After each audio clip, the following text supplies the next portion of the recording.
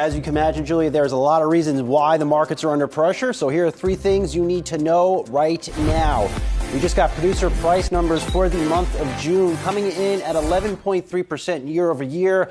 Let's get to our very own Brian Cheung here at the desk. Brian, new day, same odd read on inflation. Now I'm looking at a note from Citibank looking for a 100 basis point rate increase at the Fed's meeting in a couple weeks. But take us to this PPI. Yeah, well, for those that are wondering, I thought we literally just got an inflation print yesterday. That's because we did. That was the consumer price index that we got yesterday in the morning. This morning is the producer price index, a little bit different. It doesn't account for example, rent, because it's only looking at domestically produced things. It also includes costs that might not be paid for directly by the consumer. So think insurance, for example, for medical services. But either way, this does include the gasoline prices, which is a big reason why that headline number is so shocking for this report. On a headline basis, again, 1.1% was the increase between month and June, again, because of that 18.5% increase in gasoline. If you take a look at other components that also increase, electric power, residential natural gas, motor vehicles and equipment, also processed young chickens, although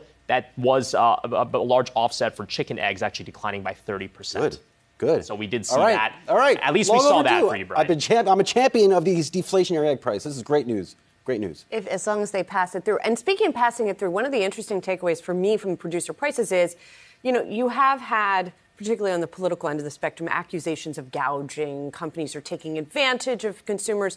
This number implies that's not the case. In other words, we're talking like zooming way out, but if producer prices are rising 11.1% and consumer prices are rising more like 9%, then that means they're not even passing along all of these increases. Right. And again, some of this is kind of an accounting question, right? Because, again, when you talk about the PPI, what makes it different than the CPI, which we got yesterday, it's just a mess of alphabet soup. But essentially what it is that it's how much is the producer paying for those goods, right, as implied by the name Producer Price Index, whereas the Consumer Price Index is just what's the price tag that I am personally paying when I go to the store, because there's a lot of things that go behind the production of something that aren't ultimately passed on to the consumer. So when you talk about concentration and market power, certainly there is a narrative that's floating out there about how much power a lot of the large companies like an Amazon, for example, have to pass on all of their costs or none of the costs to the consumer. The PPI and the CPI in this environment, just because, everything is so volatile, it's a little bit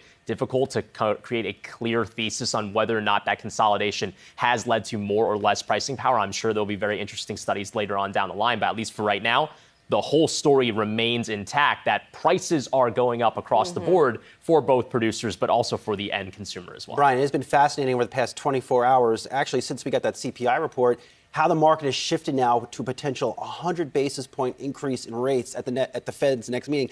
I can't say this enough. That is not normal. I mean, you do not normally see increases like that from the Fed, but it really underscores that inflation is staying high and it's just not going anywhere. Yeah, you mentioned Citi earlier this morning. I mean, it'll be interesting to see if the flurry of economic information that we've gotten this morning supports further the case for 100 basis point, it's really a 1% increase from the Fed at the end of their next meeting, which is at the end of this month. But for what it's worth, we've been hearing a lot of debate about whether or not it would be good for the Fed to continue to ratchet up the pace of its tightening when you consider that the progression of its rate hikes so far was 0.25%, then 0.5%, then 0.75%, then possibly 1%. Does that just continue the Federal Reserve's path right now, which appears to be maybe getting out of control with inflation really running away? But I want to read to you what Evercore ISI is saying on the other hand of things, which is that they feel that this is the Fed perhaps mixing up the messaging here. And they worry, quote, what is clear to us is that simply chasing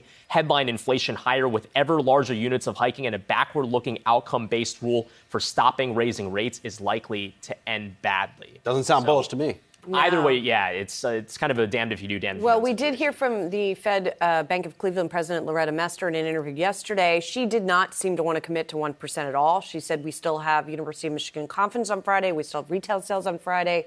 She did call the CPI report uniformly bad, which I thought was interesting. And then Raphael Bostic of Atlanta said everything is in play when he was asked by reporters. So, and just the kind of baseline here, that's not new commentary. Even in the June FOMC, the Fed chairman was pressed about whether or not, is the next step or would a 100 basis point hike be on the table at some point down the line? He said, quote, wouldn't want to put a number on what that might be. That was on June 15th, before the economic data that we got this week. So the Fed had always maintained that flexibility to do whatever they wanted. But of course, the messaging was that it was going to be either 50 or 75 at the end of this month. The reports that we got yesterday in the morning and then also this morning might blow the lid off that.